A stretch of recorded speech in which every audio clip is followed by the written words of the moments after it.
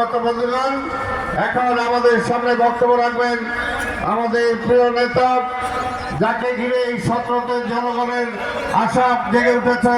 আমাদের সেই প্রিয় নেতা আগামী দিনে ইনশাআল্লাহ জনগণের ভোটে যিনি প্রধানমন্ত্রী নির্বাচিত হবেন, জননেতা জনাব তারেক রহমান।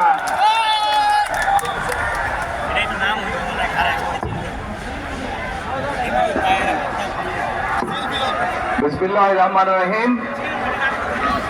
আজকের এই নির্বাচনে এই ভাই প্লিজ এই ভাই এই প্লিজ স্লোগান এই ভাই শুনো, তুমি কথা শুনতে আসছো, কথা শুনো ভাই, কথা শুনো। তুমি স্লোগান দিলে তাহলে তুমি দাও, আমি চুপ থাকি। বিসমিল্লাহির রহমানির রহিম।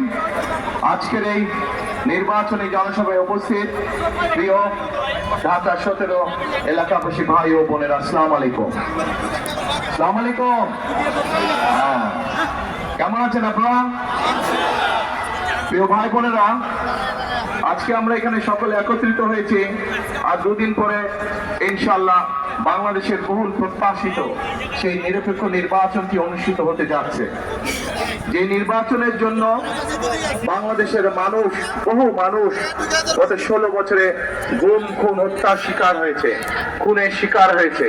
জুলাই আন্দোলনে আমরা দেখেছি কত মানুষকে হত্যা করা হয়েছে, কত মানুষ পঙ্গুত্ব বরণ করেছে। আমরা এই মানুষগুলোর বলিদানের বিনিময়ে যে আমরা গণতান্ত্রিক অধিকার ফিরে পেয়েছি, সেই গণতান্ত্রিক অধিকার আমরা প্রয়োগ করতে যাচ্ছি ইনশাআল্লাহ আগামী 12 তারিখে। প্রিয় ভাই বোনেরা, আমি আজকে আপনাদের সামনে হাজির হয়েছি এই এলাকায় ধানের শীষের প্রার্থী হিসাবে। আজকে এই এলাকায়